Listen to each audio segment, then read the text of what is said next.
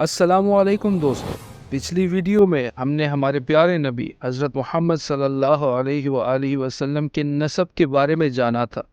ہم عبد المطلب کی کہانی کو جان رہے تھے اور ان کے دو اہم واقعات کا ذکر کر رہے تھے، تو چلیں وہیں سے اپنا سلسلہ جوڑتے ہیں۔ لیکن ویڈیو سٹارٹ کرنے سے پہلے آپ کو یہ بتاتا چلوں کہ یہ ویڈیو سیریز الرحیق المختوم بک سے انسپائرڈ ہے، جو کہ سیرت النبوی کا ایک سب سے اوتھینٹک سورس ہے، اور اس بک کو کافی ایوارڈز بھی ملے ہیں اس کی اوتھینٹسٹی اور نالج کی وجہ سے۔ چلیں شروع کرتے ہیں اپنے آج کا ٹاپک۔ بیت اللہ سے متعلق عبد المطلب کے ساتھ دو اہم واقعات پیش آئے، ایک چاہے زمزم کی کھدائی کا واقعہ اور دوسرا فیل کا واقعہ۔ تو چلیے چاہے زمزم کی کھدائی کا واقعہ جانتے ہیں۔ پہلے واقعے کا خلاصہ یہ ہے کہ عبد المطلب نے ایک خواب دیکھا جس میں انہیں زمزم کا کنواں کھودنے کا حکم دیا گیا، اور خواب میں ہی انہیں اس کی جگہ بھی بتائی گئی۔ بیدار ہونے کے بعد انہوں نے کھدائی شروع کی اور دھیرے دھیرے وہ چیزیں سامنے آئی جو بنو جرہم نے مکہ چھوڑتے وقت زمزم کے کنویں میں دفن کی تھی، جس میں تلواریں، زرے اور سونے کے دونوں ہرن تھے۔ عبد المطلب نے ان تلواروں سے کعبے کا دروازہ بنایا اور سونے کے ہرن بھی دروازے میں فٹ کر دیے۔ پھر انہوں نے حاجیوں کو زمزم کا پانی پلانے کا انتظام کیا۔ کھدائی کے دوران یہ واقعہ پیش آیا کہ جب زمزم کا کنواں سامنے آ گیا تو قریش کے لوگوں نے عبد المطلب سے جھگڑے کا آغاز کر دیا اور کہا کہ ہمیں بھی کھدائی میں شریک کرو۔ عبد المطلب نے انکار کر دیا، کہتے ہوئے کہ یہ کام مجھے خاص دیا گیا ہے، لیکن قریش اس بات پر نہ مانے اور فیصلے کے لیے بنو سعد کی ایک کاہنہ عورت کے پاس جانے کا فیصلہ ہوا اور لوگ مکہ سے چل دیے۔ راستے میں اللہ تعالیٰ نے انہیں ایسی علامات دکھائی کہ سب سمجھ گئے کہ زمزم کا کام اللہ نے خاص طور پر عبد المطلب کے لیے رکھا ہے۔ سب واپس لوٹ آئے۔ اس موقع پر عبد المطلب نے ایک منت بھی مانگی کہ اگر اللہ نے انہیں 10 لڑکے دیے اور سب جوان ہو کر ان کا ساتھ دینے کے قابل ہو گئے تو وہ ایک لڑکے کو کعبے کے پاس قربان کریں گے۔ چلیے اب واقعہ فیل سمجھتے ہیں۔ دوسرے واقعے کا خلاصہ یہ ہے کہ ابراہہ، جو حبشی بادشاہ نجاشی کا گورنر تھا، اس نے دیکھا کہ عرب کے لوگ خانہ کعبہ کا حج کرتے ہیں، تو اس نے صنعاء میں ایک بڑا کلیسا یعنی چرچ بنوایا اور چاہا کہ عرب کے لوگ یہاں آ کر حج کرنا شروع کر دیں۔ جب اس کی خبر بنو کنانہ کے ایک آدمی کو ہوئی تو اس نے کلیسا کے اندر جا کر پیشاب کر دیا۔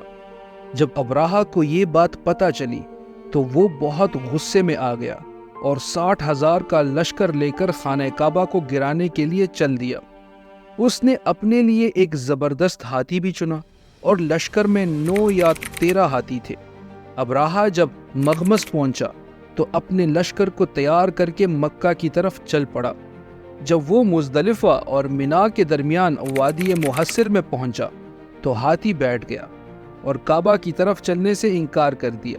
اگر اس کا رخ کسی اور طرف کیا جاتا تو ہاتھی چلنے لگتا، لیکن کعبہ کی طرف جانے سے وہ رک جاتا۔ اسی دوران اللہ نے چڑیوں کا ایک جھنڈ بھیجا جنہوں نے لشکر پر پتھر گرائے اور سب کو تباہ کر دیا۔ یہ چڑیا ابابیل اور قمری جیسی تھی۔ ہر چڑیا کے پاس 3 چھوٹے پتھر تھے، ایک چونچ میں اور 2 پنجوں میں۔ یہ پتھر جس پر گرتے اس کا جسم ٹکڑے ٹکڑے ہو جاتا۔ لشکر میں باغ دوڑ مچ گئی اور لوگ ایک دوسرے کو کچل کر بھاگنے لگے۔ ادھر ابراہہ پر اللہ نے ایسی آفت بھیجی کہ اس کی انگلیوں کے پھور جڑ گئے اور صنعاء پہنچتے پہنچتے چوزے جیسے ہو گیا۔ پھر اس کا سینہ پھٹ گیا، دل باہر نکل آیا اور وہ مر گیا۔ اس حملے کے وقت مکہ کے لوگ ڈر کے مارے پہاڑوں میں چھپ گئے تھے۔ جب اللہ کا عذاب ابراہہ کے لشکر پر نازل ہو چکا تھا تو لوگ چین سے اپنے گھر واپس آ گئے۔ یہ واقعہ بہت سے تاریخ لکھنے والوں کے مطابق نبی صلی اللہ علیہ وآلہ وسلم کی پیدائش سے 50 یا 55 دن پہلے ماہ محرم میں پیش آیا۔ اس لیے یہ واقعہ 571 عیسوی کے فروری کے آخر یا مارچ کے شروع میں ہوا۔ یہ واقعہ اللہ کی طرف سے ایک پہلی نشانی تھی جو نبی صلی اللہ علیہ وآلہ وسلم اور خانہ کعبہ کے لیے ظاہر ہوئی تھی۔ بیت المقدس جو ایک وقت میں مسلمانوں کا قبلہ تھا پر مشرکین کا قبضہ ہو گیا تھا، لیکن خانہ کعبہ کو عیسائیوں کا قبضہ حاصل نہیں ہو سکا، حالانکہ مکہ کے لوگ اس وقت مشرک تھے۔ اس واقعے کی خبر جلدی سے روم اور فارس تک پہنچ گئی، کیونکہ حبشہ کا رومیوں سے گہرا تعلق تھا اور فارسی لوگ رومیوں پر نظر رکھا کرتے تھے۔ اس واقعے کے بعد فارسی لوگوں نے تیزی سے یمن پر قبضہ کر لیا۔ یہ واقعہ خانہ کعبہ کی عظمت کو دکھانے والی ایک کھلی نشانی تھی، اور اس سے سب سمجھ گئے کہ یہ گھر اللہ نے خاص اپنی عبادت کے لیے چنا ہے۔ عبد المطلب کے کل 10 بیٹے تھے، جن کے نام یہ ہیں: حارث، زبیر، ابو طالب، عبداللہ، حمزہ، ابو لہب، غیدق، مقوام، سفر اور عباس۔ کچھ لوگ کہتے ہیں کہ ان کے 11 بیٹے تھے، جس میں ایک کا نام قاتم تھا۔ دوسرے کہتے ہیں کہ ان کے 13 بیٹے تھے، جس میں ایک کا نام عبد الکعبہ اور دوسرے کا حجلہ تھا۔ لیکن جو 10 کا ذکر کرتے ہیں وہ کہتے ہیں کہ مقوام کا دوسرا نام عبد الکعبہ اور غیدق کا دوسرا نام حجلہ تھا، اور قاتم نام کا کوئی شخص عبد المطلب کی اولاد میں نہیں تھا۔ عبد المطلب کی کل 6 بیٹیاں تھیں: ام الحاکم، جن کا دوسرا نام بیضہ تھا، برا، عاتقہ، صفیہ، عروہ اور امیمہ۔ عبد المطلب کے ان بیٹوں میں عبداللہ رسول اللہ صلی اللہ علیہ وآلہ وسلم کے والد محترم تھے۔ تو چلیے اب عبداللہ کے بارے میں جانتے ہیں۔ ان کی والدہ کا نام فاطمہ تھا، اور وہ عمر بن عید بن عمران بن مخزم بن یقظہ بن مرہ کی بیٹی تھی۔ عبد المطلب کی اولاد میں عبداللہ سب سے زیادہ خوبصورت، پاک دامن اور پیارے تھے۔ انہیں ذبیح کا لقب ملا۔ اس کی وجہ یہ تھی کہ جب عبد المطلب کے 10 بیٹے ہو گئے جو ان کا ساتھ دینے کے لائق تھے، تو عبد المطلب نے انہیں اپنی منت کے بارے میں بتایا۔ سب نے مان لیا۔ پھر عبد المطلب نے ان سب کا نام لکھا اور قسمت کا تیر چلایا، جو حبل کے دیکھ بھال کرنے والوں نے چلایا۔ جب تیر عبداللہ کے نام نکلا تو عبد المطلب نے ان کا ہاتھ پکڑا، چھری لی اور انہیں کعبے کے پاس لے جا کر قربان کرنے چلے۔ لیکن قریش کے لوگ، خاص کر بنو مخزم اور عبداللہ کے بھائی ابو طالب، راستے میں آ گئے۔ عبد المطلب نے کہا، اب میں اپنی منت کا کیا کروں؟ ان لوگوں نے کہا کہ وہ کسی عورت جو غیبی معلومات دیتی ہے اس کے پاس جائے۔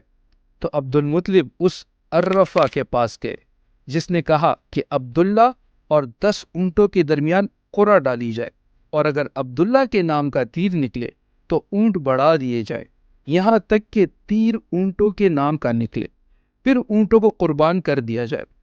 عبد المطلب نے واپس آ کر قرعہ ڈالی، مگر تیر پھر عبداللہ کے نام کا نکلا۔